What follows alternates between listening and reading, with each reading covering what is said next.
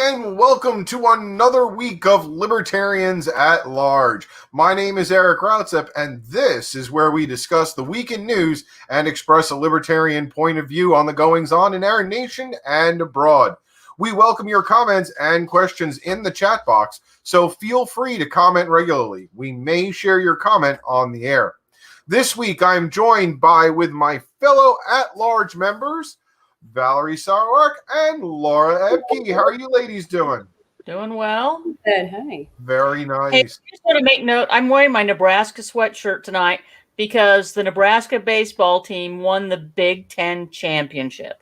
Wow. Congratulations. Thanks. Yeah, well, it's an excuse for wearing the Nebraska shirt. So there you go. Hey, go for it. It looks good on you. Thanks. But this week, our special guest is Ricky Harrington Jr., candidate for governor in Arkansas. How are you doing, sir? Doing well this evening. Very good. That is awesome. So what's been going on, everyone? What have we all been up to this last week? Nothing. Has it been a quiet week? Is that what we're saying? I'm catching up from my trip For to once, Colorado right? last week. Yeah. Yeah, that's true. Colorado was definitely an interesting convention. That's for sure. There was highs and lows for everyone in attendance. So Yep. that was that's the way a convention should be, though. I think we have to have excitement and energy at all of our conventions, and sometimes hey, that's the way it works. Yeah, no, it was good. It was a good convention, and they had both Joe Jorgensen and Spike Cohen there. So that was exciting, and Tasha Cohen, right? That's her name, and Spike's wife, and then Scott Horton spoke, and I mean they had a lot of people there, so it was a good time. Awesome. Ricky, I know the campaign trail never lets you rest. So, what are some of the things you've been up to, or what do you have coming up? Maybe we can get some excitement about upcoming events. Well, this weekend there will be a meet and greet for the gubernatorial candidates in Jonesboro, Arkansas. And so each of the candidates will have about 15 minutes to speak and answer questions from the public. And also we'll have a booth trying to collect signatures. So I'm very grateful for the chapter in Northeast Arkansas that allowed me to participate in this event. I'm deeply grateful for the people of Arkansas, and they're starting to wake up to the option of third parties. That is important right there. The fact that we know that there isn't just a side A and a side B, but there's a whole spectrum and a whole other course to go to on the menu of American politics. While we're here, I'd like to express gratitude to Dr. Ebke, for the card you sent me. It was very heartfelt. I appreciate it. You're very welcome. So Ryan Jenkins just got out of school this week, so he's pretty excited. We need to acknowledge that. Ryan sits on the candidate support committee, and he also is kind of leading the charge in Eastern Tennessee, I guess it is, maybe. And so he's 14 years old, so he is an impressive young man, and he is the future of the Libertarian Party. Apollo says that I did an amazing job. I don't know that I did an amazing job, but it's pretty easy when you're sitting there with Marshall Burt and Joe Jorgensen. So we're going to try to get Mr. Jenkins plugged in with the campaign. Do that. He would be happy to help you, I'm sure. He is a social media guru, by the way. Yeah, he's really good with social media. Yes. And he's got a lot of free time now that he's not in school. That's right. But I do want to point out to all of our viewers that if you look at the bottom of the screen, there's www.rickyharrington.com. If you want to support a phenomenal gentleman and a fighter for liberty, that's the best way of putting it, go to that website and click on Donate Now, because this is how we make a difference for the liberty movement around the country, is by supporting great candidates like Ricky Harrington Jr. Hey, Ricky, why don't you tell folks a little bit about your background and history and what you bring to the campaign, in case they haven't, on the odd chance that some people haven't heard about you. Well, I'd say the biggest thing of my background and what shapes my whole philosophy on approach toward politics has been some of the everyday things that you do in life. You never know how, those small repetitive things that you do can turn into big things. And those small repetitive things for me was being in the middle of two people in conflict. As far as I can remember, I've always been that person in the middle trying to reconcile those two conflicting parties, as far as I can remember. And it's always been escalating above that to bigger problems. And so I started 19 years old in ministry, started as a missionary apprentice, and I was sent to Scotland for a year, did a lot of work with the elderly that couldn't do any of the shopping for themselves, and they had limited mobility. And I was assistant primary school teacher. And so when you go to another country, you have to learn the new customs. You have to understand the way that they think whenever you're trying to communicate such a deep message and help them change their life. As a missionary, we want people to, become followers of Jesus Christ and, make disciples.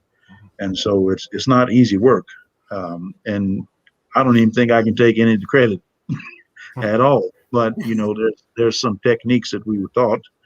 And, me, I like to connect with people. I like to, hear their stories. I like to, know where they're coming from. And I like to take wants and needs and try to turn them into reality. People, resources, point them in the direction to where they can, set themselves up for success. And so that's how I would be as a governor, as just an administrator, seeing where resources need to go and allocate and direct. That's as simple as it needs to be as a governor.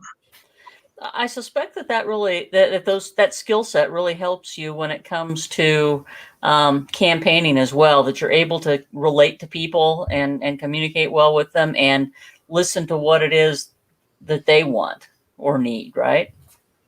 Yes. Have you ever had a conversation with someone who's speaking in broken English, or you are speaking broken Spanish or broken Italian or whatever? There's other ways that you have to try to communicate with one another, because you think about grammar, you think about culture. And so I'd like to posit that we need to take those principles of missionary anthropology or any type of cross-cultural anthropology and apply it to politics for libertarians in particular, because there's something that we want to communicate in our minds, and nobody understands where we're coming from. So we have to understand where they are and then try to communicate our ideas on a level that they will understand. I think that's something that sometimes we as libertarians forget, that not everybody speaks the same language that we do. Mm-hmm. And that may be one of the shortfalls for many libertarian candidates, is that, they come in speaking one language and, it doesn't compute for the constituents. So I'm really excited to see how well you're going to do this next time around. Yeah, I wanted to say, if anybody is like, oh, who's Ricky Harrington? Maybe you should Google his debate performance, where he literally single-handedly won this amazing debate. That was one of the best debate performances I've ever seen. And I think that, what Laura was saying, we also, as libertarians, don't usually listen as well as we should, but that is definitely a quality that you obviously have top of the line listening skills. Now, am I correct that you've done some work in prison ministry as well? Yes. Okay. After my time in China, we spent almost about 2 years in China. Came back, really didn't have a place to go, sleeping on my friend's couch, and my wife and 2 children were sleeping on an air mattress. And I was just punching it every day, trying to find work, applying all over the place. And then the door opened for chaplaincy. Someone said, wow, I guess I was looking for jobs, and one popped up, chaplain. And luckily in Arkansas, the only thing you need is a bachelor's degree, but the Bureau of Federal Prisons, they require you to have an MDiv. So that was one of the most profound experiences. It seems like every experience is a bigger growth from the previous one, where you're tested and you learn new skills and you get new feedback. But that someone asked me, what's the number one thing that I learned while working in prisons? And that was that our criminal justice system is extremely broken. That's the number one thing. And I spoke a little bit about it during my debate with Senator Cotton, and I mentioned Liddell Lee, and I was providing services during those executions, and he was the first one that, from the state's perspective, was a successful execution. And with the chaplains, we had to have an intervention with his nephew. His nephew was also incarcerated, because some of the inmates were making fun of him, ragging on him that they about to, do something to his uncle. And so, there's a lot of work that's done with chaplaincy and also non-security staff to try to, change the lives of the men that are incarcerated, because 90% of those that are incarcerated are going to be released. And so what we want to do is to carry out the mission of what the Department of Corrections is, and that's to prepare men to be mentally, emotionally, spiritually sound, so when they have paid their debt, they can go back to society, and we should provide avenues for them to have full rights, so they can be successful. Because whenever they can't get a job, whenever people are continuing to slam doors in their face, they turn around back to criminality. Easy money. It's an established relationship that you already have. It's kind of a no-brainer whenever you need to put food on the table and your belly is grumbling. And it's just a no-brainer to me. And so, we have to be just people. And in doing that, we need to have some reform in criminal justice. Well, I'm going to get you on another show sometime, because I want to talk more about criminal justice. I was the judiciary chair of the legislature in Nebraska for a couple of years, on the committee for 2 years, and we have lots of problems with our criminal justice system in Nebraska, as does everybody, really. And I'd love to talk to you more about some of your experiences and some of the things that you've seen. And we'll do that in another forum someplace. That'd be wonderful. Yeah. Very passionate about it. Would love to talk to you more about it, but I'm not going to take up everybody's time tonight going on about it. Hey, Eric, I noticed that Apollo is making note of something that's going on in Wyoming. Yes, but actually, before we get to Apollo, I wanted to kind of showcase Carl over here. And how does he get a website and a donation account that complies with campaign disclosure laws? Now, Ricky, I know you've run several campaigns at this point, but the first time you ran, how did you navigate trying to figure out, where do I get this and where do I get that, and who did you ask? Who did you partner up with? And do you have any words of wisdom for Carl? It was a combination of looking. Just first off, it depends on what office you're running for. First off, because the state election campaign finance can be different from federal election campaign finance. Well, that's the first thing. Second thing, don't hesitate to call those organizations. because that's what they're there for. Mhm. They're there to help candidates navigate campaign finance laws. So, the first step would be, of course, get your EIN for your campaign committee, get that squared away, get some people on that would, want to volunteer and be on your campaign committee. Get yourself a good treasurer, even if you have to pay an accountant. Beg him to let you write an IOU if that's what you have to do. Because if you're working hard, you're going to raise that money. That's all there is to it. And by the way, Carl, thank you for running for the Libertarian Party and being a choice for the people to select liberty at the polls. So thank you, Carl, very much for running. And you're right. Apollo also made a comment here. On June 11th, the Wyoming Libertarian Party will be filing 3 ballot initiatives, 2 in partnership with NORML and Wyoming Law Enforcement Action in Action for Medical Cannabis and Decriminalization. So that's really exciting to see coming out of Wyoming. And I don't see it on here yet, but it's at about the same time that they're having their Frontier Project meeting. So about the same time. I don't have my calendar in front of me. 12th and 13th, or 11th and 12th, something like that. Nice. Mr. Burt was elected in Wyoming, right? Yes, indeed, as part of the Frontier Project. Yeah. That's excellent. That is wonderful. Yeah. He's and I had the opportunity, the 11th and 12th. See, I was right. I had the opportunity to and have dinner with Representative Burt and his wife and Apollo and we had a real good time while we were in Colorado. I skipped out of the gala and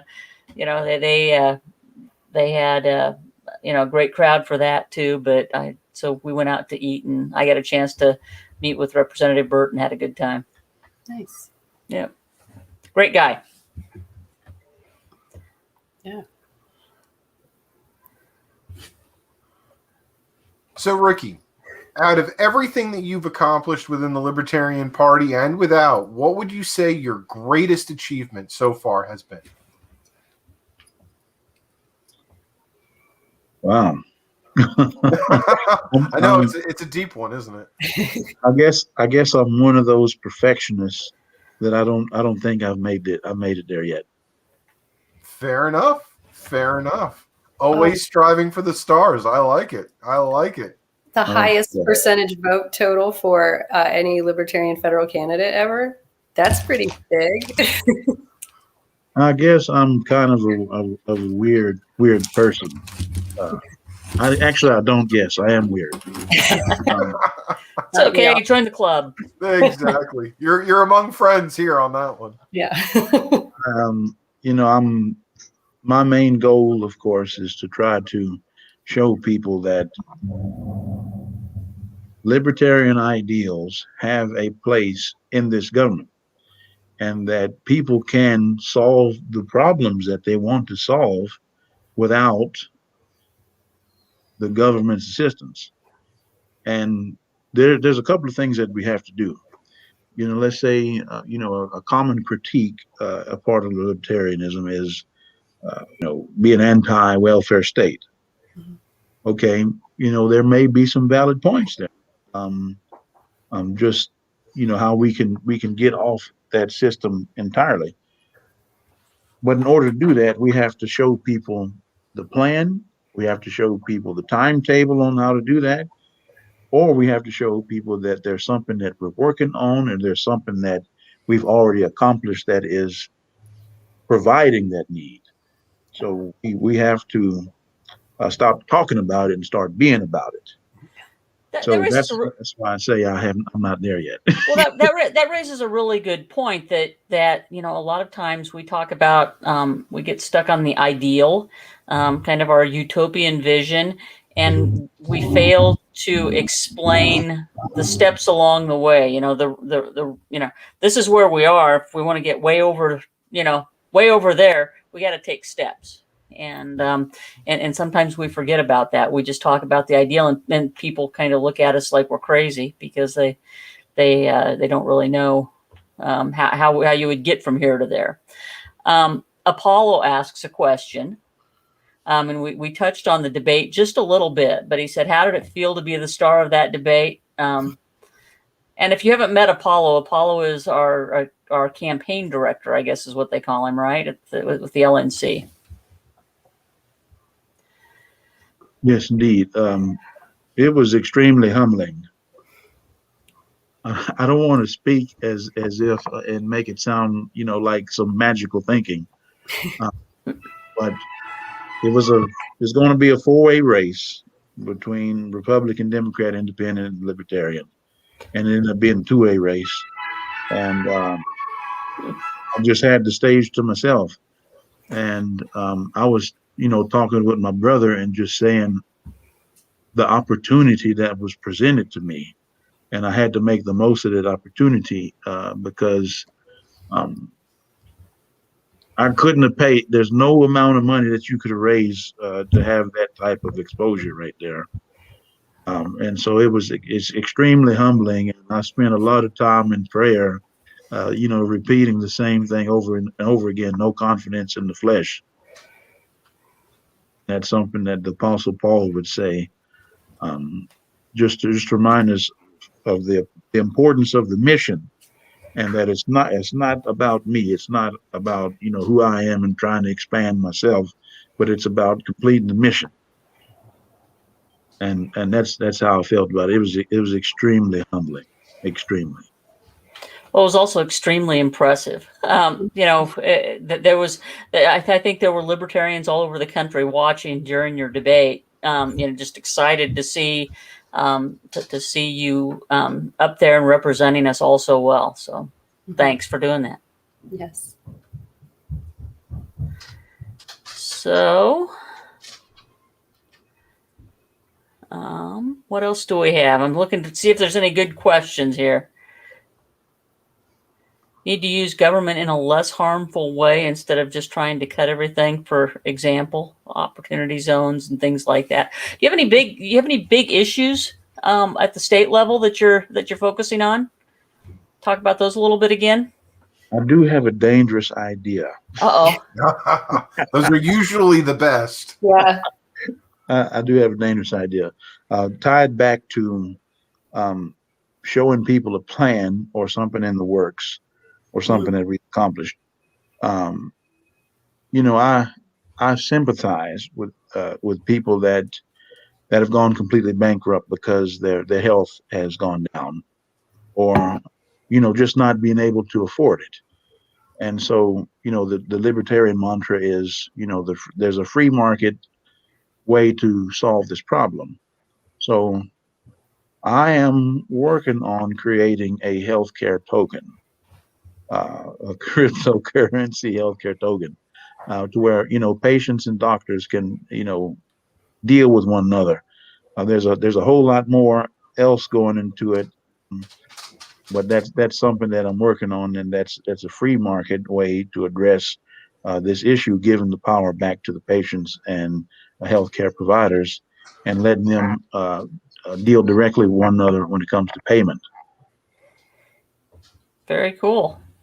Interesting. It is dangerous. It is a dangerous idea. Okay, so what else it's about that time? We're a little ahead of time, aren't we? No, How about corporate welfare? How about corporate welfare? Well, what is your take, and how do we diminish the corporate welfare that we see so commonly here in our country? And that question is from ourselves and our posterity. Well, first off, we need to align ourselves with people who are against corporate welfare. Whatever party they're affiliated with, whatever fringe that they're affiliated with, if we line up on some things, let's go ahead and line up on that, and let's try to work on that. Because once you can show that you can work on one issue, then you can work on another issue. And there's a good book, by Fisher and Uri, Getting to Yes. and getting past no, how to deal with those things. And so, going forward, how do we stop corporate welfare? We already know that those that are in power, they go way back, and they're, shuffling money around to one another. It's out there in the open, and people kind of feel powerless. But what we need to do is understand that we are not powerless. We can make a difference, and so we have to work together. We have to stop fighting on some of these trivial issues, because they are trivial whenever you compare it to the grand scheme of what corporate welfare does to this country. It robs the wealth of the people and deposits it to these multinational corporations, and that's just unethical. That's true. Well, and even more than that, I mean, it's not just corporate welfare, but, we have sort of a, I told somebody the other day that, we have so many people who equate capitalism and the free market. And really, capitalism and the free market, the capitalism that we have today is not the free market. They talk about the corruption of the free market. But what we have today is really much more like a corporatist system, or, it's a system where the big companies, and I'm not against business, even big business, but I'm against them having undue influence in the halls of government, and they do that through, large donations. They do that by, just sort of the regulatory capture that happens with corporate entities. So, a true free market system would be focused on the little guy, right? Whether it be a plutocracy or an oligarchy, it's using your power and influence to essentially dominate, the rest of the people involved, and it's totally authoritarian. Mm-hmm. Right. I'm sure you don't see any of that in Arkansas with the Walton family whatsoever. Yeah, it's well, I think each of them are worth 30 some odd $1 billion. Mm-hmm. Yeah, they've just completely just gone all over the world and dominated the market. Mm-hmm. Put a lot of people out of business. Wait, I don't need to say that. They'll throw the money at me. Oh, well.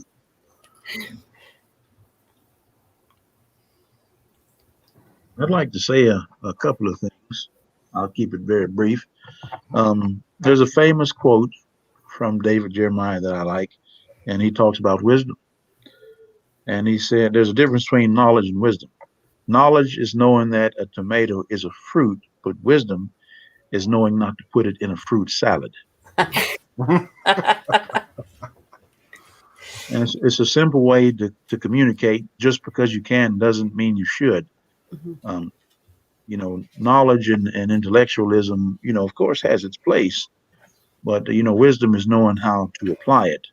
And so, I just want to encourage my brothers and sisters in the liberty movement, that we need to settle down on this contentious infighting that we have going on in the party. Because if we are divided, there's no way that we can move our agenda forward. And so, yes, of course, there's differences. We need to set those aside whenever they're, minors, major in the major, minor in the minors. And let's deal with the big issues. Let's come together, because if we are a fractured party, we will not be able to accomplish what we hope to accomplish, the vision that we have. Mm-hmm. So I just like to say it out there to all my brothers and sisters: just cool down, and let's the main thing remain the main thing. We should have had that. Well, we'll get that clip and just paste it all over Libertarian World, if I may. Amen. Absolutely. But before we go into the next segment of the show, AJ had a great question, I think. And Ricky, how do we approach the culture war as libertarians? What do we do when individuals use virtue signaling as a political cudgel? How would you deal with that, or how do you deal with that? Because I'm sure that comes up quite a bit when you're at various campaign events that you have hecklers or people are using the tried and true lines that we see so often. How do you overcome that, and how do you feel we should react to that? First thing I'd like to address is the term virtue signaling, Mm-hmm. and how we are now using it in a pejorative manner. When virtue is something that all of us as human beings need to be moving toward if we want to have stable, successful societies. So, I just totally think that people may disagree with me on that, but I just think I'm trying to be nice here. That's very virtuous.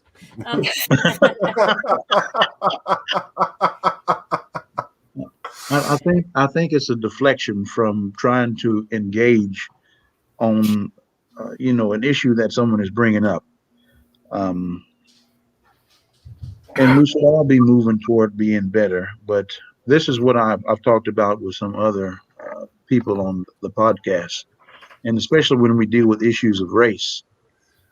Just because me as a black man, I start talking about my experience, and you kind of feel a little uncomfortable. Let's talk about why you feel uncomfortable when I bring up situations. And that kind of goes along with the whole virtue signaling aspect. Whenever someone says, we need to be better. If it offends you, just ask yourself, why am I offended? If it doesn't offend you, at least hear the person out and try to understand where they feel. And the culture war, for me, go ahead and do you, live your life. And I'll have a moment of vulnerability and honesty here. Of course, I was a Democrat before I became a part of the Libertarian Party. Mm-hmm. And even as a Democrat, I had some issues with gay marriage. I'm just telling you the truth. Obviously, I'm a minister. But there were some people that took me along, and we discussed it. And we discussed it in the context of the law of the land, and that there's no reason under the law of the land that same-sex couples should not be allowed to marry. And so, we just have to be just genuine with one another and have those type of conversations, and not think of it as culture war. Live your life. Go be happy. Go be happy. And sometimes you don't need the approval of others in order to be happy. Happiness is inside yourself. Yes. Yeah, and I think that's an important thing. I mean, we all come to the Libertarian Party from different places with different backgrounds, different experiences, and I think that's one of the great things about the Libertarian Party is that we, when we are at our best, we are live and let live kind of people, and we don't mess with other. We do whatever you want to do if it makes you happy. That doesn't mean that I have to endorse your activities necessarily, or the things you say, but that means that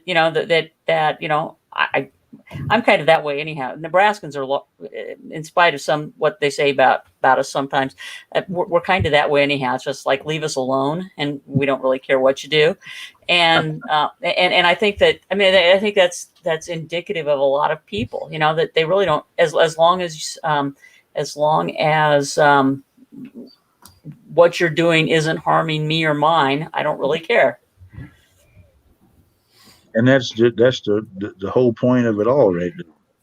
Live and let live. If he ain't hurting nobody, he ain't taking this stuff. Is it dangerous? Is it harmful? Yeah, exactly. But now it's time for that part of the show that we all love. It is time for the Washington Week News Quiz. Yay. Now we'll see how much we know, huh? Absolutely. So, first question. The Supreme Court is taking up a case next term that could challenge which landmark case? Citizens United versus Federal Election Commission, Obergefell versus Hodges and Roe versus Wade. Which one is the Supreme Court thinking about taking up in their next session? I don't know. Jump into it. Isn't that coming from Mississippi? After Mississippi just passed an abortion law, Yeah. So the Supreme Court is going to revisit Roe v. Wade. Yeah. Yep. That's correct. Even though I would love to see Citizens United versus Federal Election Commission come back up, but Roe v. Wade is potentially going to be in the next court session. So any court watchers here? Yeah. I mean, even with the makeup of the current court, I just have a hard time. I suspect that they'll thread the needle. Yeah. And figure out a way to. I just don't see Roe versus Wade ever going completely away. That they'll figure out a way to thread the needle and hold some particular thing. You know, they may chip away a little bit, but they aren't going to. It isn't going to go away. I don't think. The court likes precedent. To be honest, I don't even know if they're really going to chip away at it. I think, if anything, they're not going to expand it. I doubt that they're going to chip away from it. I think they're going to reinforce it more than anything else. And I think there'll be a weird thing with Amy Comey Bryant. Was it Barrett? I think she'll be the one that throws everyone for a loop because everyone thought that she was going to be the one that destroys women's rights, right? So I think that'll be the big the shock. Yeah, the shock. That would be a shocker. I mean, I would almost expect her and Thomas and Alito to be on the on one side, and then everybody else on the other. Yeah. Thomas Clarence. Yeah. Thomas Clarence. Clarence Thomas. Clarence Thomas. He's definitely anti Roe v. Wade. He's wanted to bring that up. Same with Alito for years.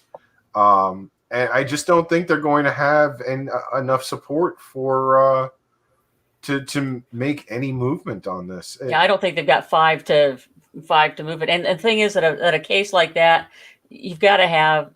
They aren't gonna be able to unless they can get 6. Yeah. To go along, they aren't going to change the precedent. I don't think. No, I don't think so either. What do you think, Ricky? I know that each case has its own, caveats and difference and nuances from other cases.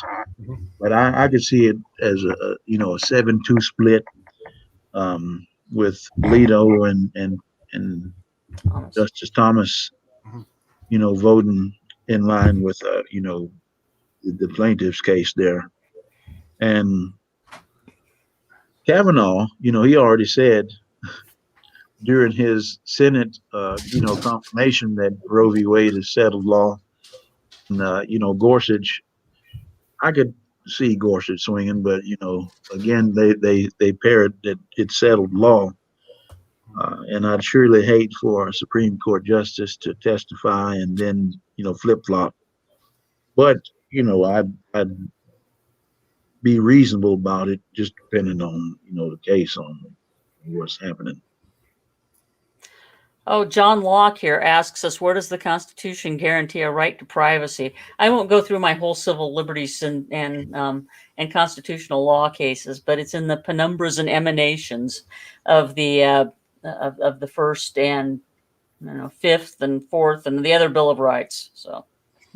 Yeah, I think the Fourth Amendment right there establishes, our right to privacy, saying that the government can't come and take our stuff without a warrant, probable cause, and they can't take just willy-nilly everything. It has to be everything that's on that list. Yep, there is definitely a series of events that have to occur. And we should make note that for those who, I don't even know how the four of us feel about this issue, but I think that the Libertarian Party has recognizes and has recognized in the platform that people of goodwill can disagree about this issue, Mhm. and that it's best just to keep the government out of it. Yeah. So, Absolutely. Yes. After an upset in this week's Democratic primary, which major city is set to have its first black mayor? Boston, Pittsburgh, or New York? well, not New York. Yep, because that was Jenkins. I'm going to guess Boston, but I don't know. I don't know anything about Boston have North a black mayor Pittsburgh. as well? I think I'm almost positive Boston's had a black mayor before. Well, then that Yeah, was Pittsburgh. I think it's I'm thinking it's Pittsburgh, but I could be wrong. You might be right. It might be Boston. I know it's not New York. yeah. My only guess would be New York. I know it's not New York because David Jenkins was back Yeah. in the 80s. Yeah. Late 80s. But he was a black gentleman. I say Pittsburgh also. Yeah. I'm leaning towards Pittsburgh. That's sort of a okay. Go for it. Pittsburgh? Yep. Yay. Pittsburgh. So after defeating incumbent Bill Peduto in Tuesday's Democratic primary, Ed Gainley is in line to become Pittsburgh's first black mayor if he wins the general election this fall. Gainley is a 5-term Pennsylvania state representative and has campaigned on the focus of racial equality. Interesting. Yeah. It would have been Roberto Clemente if he had still been alive.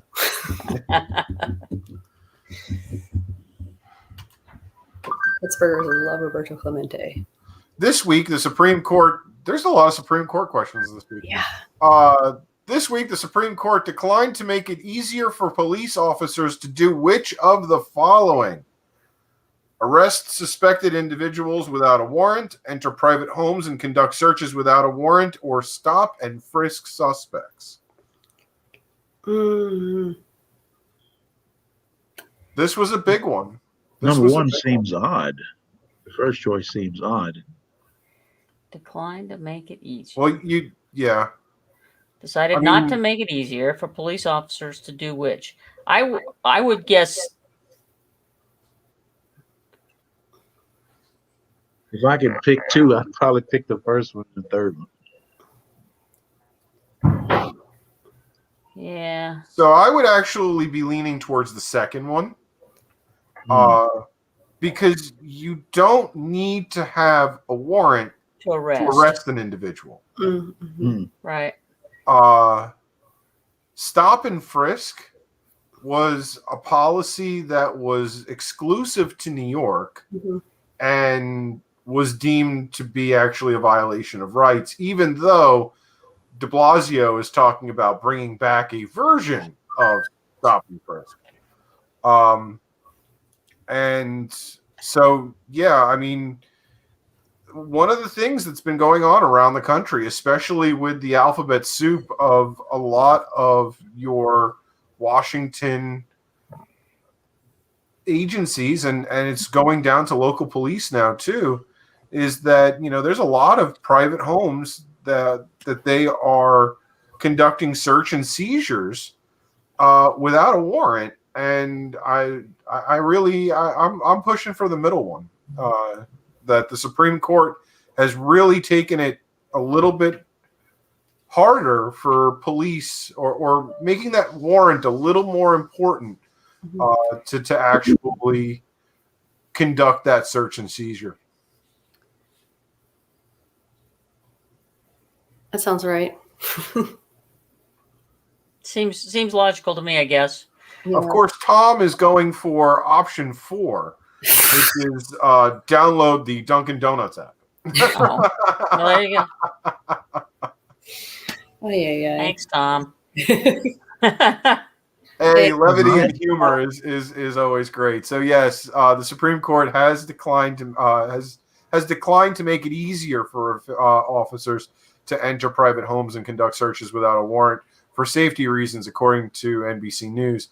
However, the court clarified that police can enter homes without a warrant to check on the elderly who need medical aid. Yeah.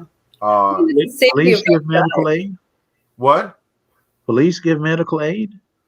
Well, they can do health and wellness checks, and there's a lot of police departments around the country that the police are the first line for a health and wellness check. Mm-hmm. Now, I've had to call police departments to assist me in informing if an inmate might have passed away in prison and trying to notify next of kin. I could see that, going into private homes without a warrant. Mm-hmm. What I guess the problem would be is if they went in to serve to notify next of kin and saw, like a big suitcase full of cash on the couch, Right. and then started to do something else. Well, that would be a problem. That is one of the risks, I guess. Yeah. But I mean, it could be just legitimate cash too, but someone being all state. Especially if it's an elderly person, because they put their money under mattresses and weird things like that. So. No, but I'm glad that the Supreme Court has stood firm and made sure that warrants are definitely a very important part of the judicial system. So.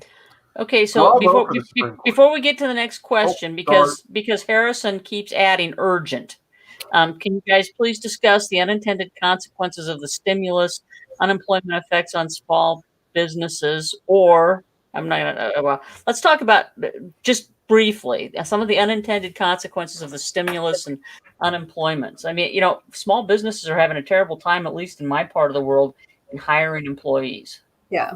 I'm a small business owner. I own a home inspection business. And yeah, it doesn't affect my business, but it affects a lot of the businesses that I do business with. Mm-hmm. And yeah, that's a huge thing. It's a huge problem. Yeah. As a small business owner, the stimulus and the unemployment effects are huge. You look at the time it takes for homes to be built right now. Granted, some of it is from the new regulation that's coming down the pike. Some of it's from shortages of materials, but that too can also be attributed potentially to this, because there may not be enough drivers or people in the manufacturing chain to actually keep up with demand. So this is going to have ramifications for a very long time, and it's deep. It's really deep. It's not just surface. Yeah. Okay, now we can move on. What action did the White House take this week in response to conflicts to the Middle East? Okay, if you've been reading the news, this one, I don't know, at least in the news feeds that I follow, this was talked about a lot. Weapons deals. Yeah, it was. Go to for America. Sell those guns. Yeah. So Joe Biden, in his infinite wisdom, to bring the Palestinians to the peace table, sold Israel $735 million of weapons on a loan program that Israel won't have to pay us back for decades, which include jets, tanks, a lot of military hardware. And Israel is, and a lot of missiles too, a ton of missiles. And we already give them $10 million a day in foreign aid. Yep, and this was $735 million additional only in weapons. In weapons. And we're just sitting here talking about like how nobody has a job and nobody wants to work, or not nobody wants to work, but companies are going bankrupt, and we're just printing out. By the way, money. More than half of this is all products that are produced by Raytheon. Raytheon is a huge supporter of the Democratic Party. Yeah. Isn't that fun? That's crazy. So, Ricky, I've got a question for you. If you were governor of Arkansas, Would you send out a tweet that says Nebraska stands with or Arkansas stands with Israel? I asked that because our governor did. It was just that's all that the tweet said. Well, for me, I know that, I'm going to have to answer to God one day for all the things that I do, good and bad. And I would just be quiet. Well, but I mean, there's a difference between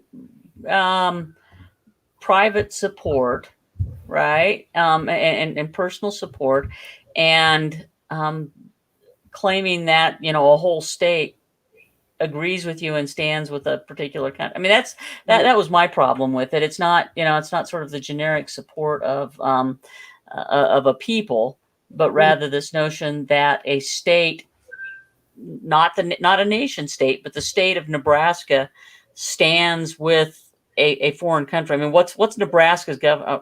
I've got my own problems with the Nebraska governor, obviously, but what is he thinking? He has no business. I mean, the governor of Nebraska has nothing to do with what's going on in foreign policy, and certainly not with Israel. So that was just kind of my take on it. Did we lose Eric? Yeah, our host is gone. That's weird because we can't move. Oh, there he is.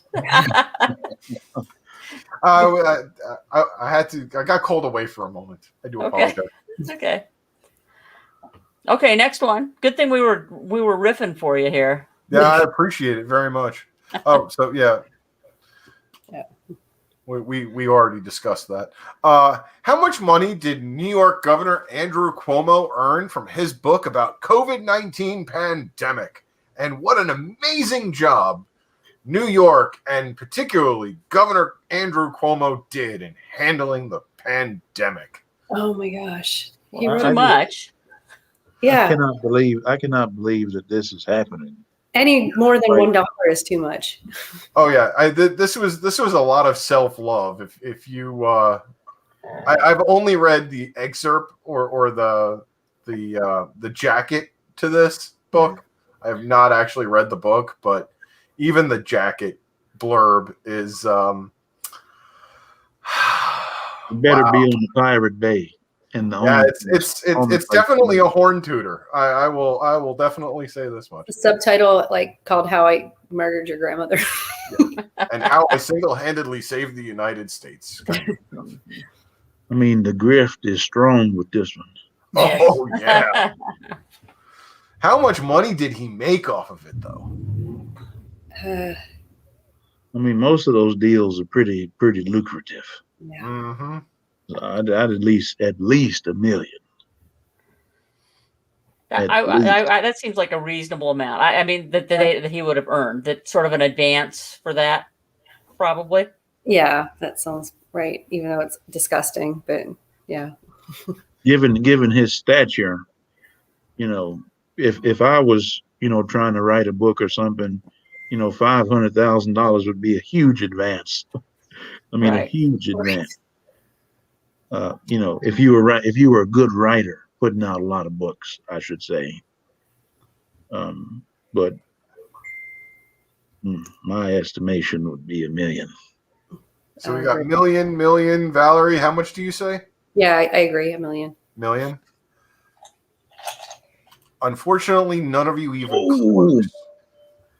What was the answer? He's already paid $5.1 million, and this is as of last week. Oh my gosh! Actually, he's over $7 million on this already. That's crazy. He's over $7 million on this. Amazon alone paid him. I want to say something like $3 million for 2-week exclusivity on this. Wow. What on earth? So not only did he get publisher fees and all of that stuff, he was paid for exclusivity on this book. I mean, it was just... And he's still in office. Yeah, still in office. He's still in office. Still in office. Already, surprise, already planning his re-election campaign. They better not say nothing to me. This guy is disgusting. When you go to one of those National Governor Association meetings, you can let him have it. Yeah, please. Yeah, I'll do that. You have to hold. You better win to hold his feet to the fire, Ricky. It is disgusting what this man does. Disgusting. Not to mention his sexual impropriety and all of that stuff. I mean, he milks this office for every penny it's worth, and the fact that people think that he's actually a decent human being is disgusting. His brother, who works on CNN, calls him out for the louse that he is on a daily basis, and yet people still bow to him. It's disgusting. It's weird. That's off the turnbuckle type of grift right there. Mhm. Oh yeah. Oh, and by the way, don't ask me how I really feel about the man.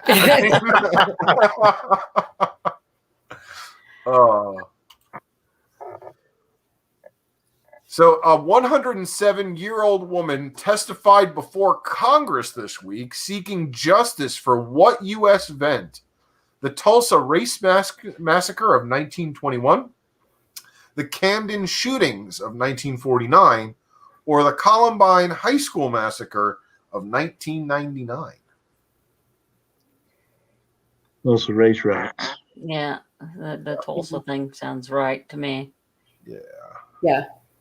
Actually, if you didn't see her, I don't think her testimony has been released in its entirety, but there are clips available, along with some of the other people that testified. It's moving. Their personal account of what happened for those several days in Tulsa, it puts a light on it. You can read about like the accounts, but hearing it from the people that live through it is profound. So, National Guard was called in. They firebombed. Greenwood. I mean, they called in the military to firebomb a black community. Yep. That's a stain on our history. It really is. And it started with just racism. It started with the same old thing. It's the same old thing. A black man whistled, looked, something at a white woman. I'm sorry. Yep. That's how every one of them, Emmett Till, whistled at a white woman. Mm-hmm. And he actually denies the fact, or at the time, because obviously he didn't survive, but he denied the fact that he actually whistled at her. He actually claimed that he was whistling to one of his coworkers to get his attention, but she took it as the fact that he was whistling at her, and it started a mob riot, which then got enforced by the government, and it's disgusting, absolutely disgusting. Yeah, we got to find a way to get over those. Just bring them to the forefront. We acknowledge that we got a terrible past and we want a brighter future. So let's stop the trash. That reminds me of a quote, but Franklin Delano Roosevelt. Franklin Delano Roosevelt said that if we be bold, if it doesn't work, admit it frankly, and try something new. That can be applied to this. Mm-hmm. That we have to admit it frankly and try something new and move forward, united together to make this country better, but admit our faults. And I think that is so important. Yeah. I'd like to mention something right quick. I've told some people about whenever I was 18 and I was threatened with lynching by 3 older white men in a bowling alley. They told me that we from the old school, boy, we got an AK-47 and a noose, and we'll drag your black ass behind this truck and string you up in the tree and shoot your dead body. And I was with some Caucasian friends at the time, and whenever the 3 old gentlemen approached me and said that, they all busted out laughing. Great friends. But because of that incident, I don't treat every Caucasian person that I come in contact with. I don't punish them for those 3 men mistakes, because that's those 3 men mistakes. It's not any other white person that I have to meet. And so I talk about that story with some of my friends, and try to help them understand. You might not understand what it's like for me being black in America, but I don't hold you responsible for the mistakes of others. And if we can come together and have that conversation, that just because you happen to be Caucasian doesn't automatically make you racist. But there are some people that are racist and violent about it, and actively trying to express their hatred for other people. Just because you might not be doesn't mean there are not other people out there that subscribe to that and are willing to act on it. Yes. Next, there we go. Which state attorney general expanded its probe into the Trump organization's business to include criminal misconduct? Illinois, New Jersey, or New York? It was New York, wasn't it? Maybe. New York. Might have been, wasn't it? Might have been New Jersey. I don't know. It was one of those. Yeah, I don't remember if it was New Jersey or New York. I'm leaning towards New Jersey because I think it had to do with the Atlantic City constructions that he did. But it might be New York because he did a lot of property development in New York as well. And Bob's saying New York, Sublime is saying New York, Jared is saying New Jersey. So I think we can safely eliminate Illinois. Yeah. But consensus of the crowd is New York is probably the direction to go. I would agree with that myself too. I think so too. He was like domiciled in New York. Yeah. So New York, yes. I just want this man to go. I'm so tired of him. He's the just greatest. Fade off, He's the greatest. The show. funny thing is, this is what I find humorous, and you may or may not find this humorous, but the Democrats want to punish him so badly that they keep his name in the news nonstop, even though he's out of the presidency. And they are giving him the exact thing that he wants, and it's all this attention. They are playing into his little fantasy. He's sort of like a toddler that you really just have when they're throwing a temper tantrum, you just walk away. Yeah. And just ignore them, and eventually they'll burn themselves out and fall asleep. And then that would be the ideal. I think we just got to quit giving the guy attention. That's what I'm saying. You just good riddance to good rubbish, and just out, go. Never want to see you again. But they don't stop. And they're just giving him the attention that he needs to continue to throw his little temper tantrum and have all of the attention that he wants. Yeah, he feeds off that. You can talk as much trash about him as you want, and he feeds off of it, and it gives him strength. Oh, yeah. Absolutely. Absolutely. His supporters are more emboldened to support him by the day. It amazes me. The European Union took its first major step this week to do which of the following?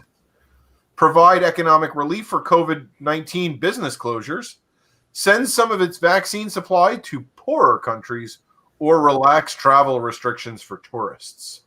Oh, yeah, it's that relaxed travel restrictions. Because that's St. Peter's Basilica? Yes. With the Medici Tower. But the other two answers are quite humorous, to me at least, because obviously the European Union has been providing COVID-19 relief for business closures. However, there are so many different countries that find their political leaders now in legal trouble because this was siphoned. Spain, Estonia, Italy, all have politicians, and not low-level politicians, high-level politicians that are all either out of office or facing criminal charges for embezzlement of COVID-19 funds. Oh my gosh. And vaccine supply to poorer countries. Some of the European nations are some of the lowest vaccinated countries in the world. Germany, Austria have some of the lowest vaccine supply and actual vaccine takers in the world. So yeah, I mean, they don't even have the supply to handle it themselves. So, yeah. I mean, some European countries are traditionally like pretty against vaccines in general. Oh yeah. So that's not shocking to me, but yeah, the embezzlement. One of the last great epidemics of smallpox was in Europe because nobody wanted to take the smallpox vaccine. And the last major outbreak of measles in this country came from somebody who came from Germany or France and went to Disneyland. Torrential rain and power outages swept through which two states, causing property damage? Texas and Louisiana, Alabama and South Carolina, or Florida and Georgia? I didn't hear anything about this. Pure guess, Texas and Louisiana.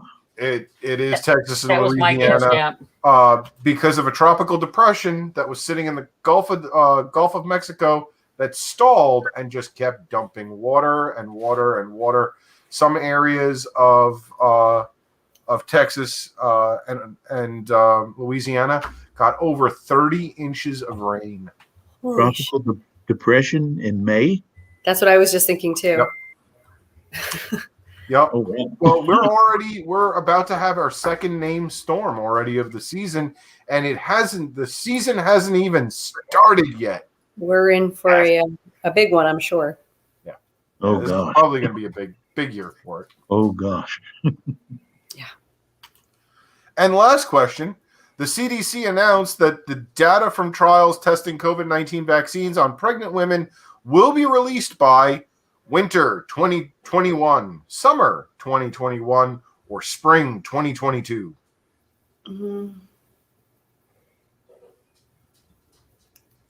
I would say winter 2021 because they would have started doing them pretty recently here.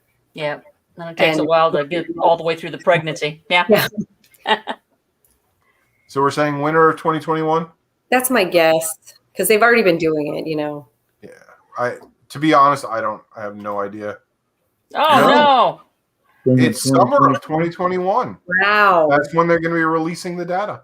That means they've been doing it to the pregnant women for longer than I was under the impression. So, well, actually, if you've, I don't know if anybody else has gotten their vaccines and done the CDC. They've got this app that you're supposed to tell them how you're feeling and stuff like that. And I get mine, and it keeps asking questions like, have you become pregnant since having your vaccine and that sort of stuff? It's like, well, no, I haven't, but but I suppose that that contributes to the. So here's the funny thing: I've been doing that same questionnaire. They ask me the same question. Do they really? Yep. They are very interested if I become pregnant. But you haven't, right? I didn't do that, sir. I didn't even get that survey, but maybe I just ignored it. When I went to get my vaccine, the guy was like, "Are you pregnant?" I was like, "God, I hope not." And everyone was like, I'm the mother of four. Yeah. It's like, I'm good, thanks. So Sublime Sense asks, should there be a CDC? And that's a tough one. What's the alternative? Right. Exactly. I believe that there should be, if it's not the CDC, I think it should be something like the CDC. Definitely privately funded. I don't want to see it as part of the government. But I do think having a centralized location for data to both come in and go out to our medical establishments is a good idea. How that gets created, I would definitely think private ownership would be the best. Mhm. But I definitely think some sort of organization needs to exist. Okay, And Harrison, I know I'm against vaccine passports. I'll let everyone else chime Yes. in. But I am also, and I don't like the tone of that question. Like, we're not all true libertarians, but no, I don't know anybody who's for a vaccine passport. No one has the right to my health information unless I tell them. Right. I'm not going to get on a roller coaster if I have a heart condition. passports. But like, calm down. Sorry. Yeah, I mean, if if somebody asks me nicely and says that entering their business as a is proof of vaccine is required, I'll show it to them. I guess if I need to use that business, but yeah, I don't think we ought to have to flash our papers and and I think the big question is the way the disease is sort of burning itself out. I guess not overseas quite so much yet, but by the time anybody got around to actually creating something that everybody could carry around, it's going to be gone. So what's the point? Absolutely, totally agree.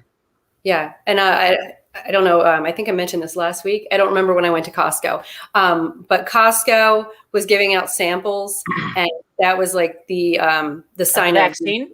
Of the at Costco, they were giving out the food, and which they haven't been doing, and so that to me was the sign of this is the end, right? Because if they're giving out food again, and the town that the Costco is in New Hampshire still had a mask mandate, so we had to like move our mask, eat the food real quick, and then keep going. But they ended their mask mandate today, so I was like, well, I got to go to Costco tomorrow and see what goodies they have out. The end is near, friends. So we've reached that point of our program.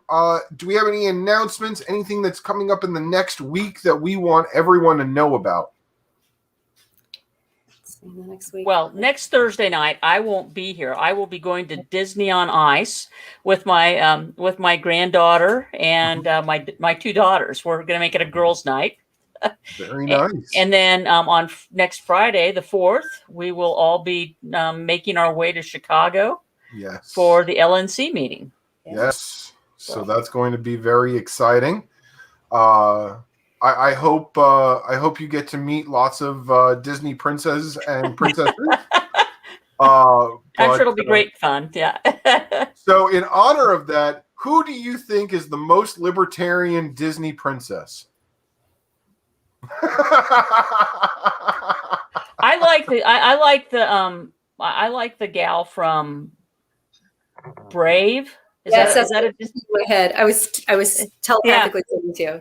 Okay. I agree. I think that is. I think that's a great answer. She's definitely a strong, independent woman. That is right. for sure, and that is a key requirement, I think, to be in the Libertarian Although Party. that new one, the newest one that came out, what's that called? Surely you've seen it, Valerie. The dragons and. Oh no, we haven't seen it yet because I don't pay for Disney Premium. I only pay for the Disney Plus. It's amazing. It's really, really good. So Raya and the Last Dragon. Yes, Raya is pretty good too. Someone asked if you could provide more information about your meetup in Jonesboro. Oh yes, the meetup at Jonesboro. It will be. Let me see. I'll pull up my phone and tell what the park is. It'll be at a park. It's going to be a cookout. Going to be some grilling, food. Just kind of a meet and greet. Hopefully, a little laid back. And if it's not, I'll be laid back. Just try to communicate with people. Try to let them know where I stand and what I hope to accomplish if they choose to elect me to be their governor. And necessary. The first thing is to get on the ballot. So we are trying to collect those signatures. That's the number one thing. Once we do that, then we move on to the next phase. And interesting, for me is I can just keep campaigning. The other party folks, they got a battle in front of them, and so they'll get through that battle, and I'll just be coast alone, speaking my message, making connections with people while they fighting one another, and so that'll give me a little advantage there. And after they're done with their fight, now they have to fight somebody that's a little refreshed. Yeah. So just to remind everyone, right below us, scrolling at the bottom, it's www.rickyharrington.com. To make sure Liberty is on the ballot in Arkansas, please go there and donate what you can to make sure that is on the ballot, because Ricky is a great guy and definitely a fighter for liberty and is a torch holder for that. So please donate what you can. That would be awesome. Thank you so much. Thank you.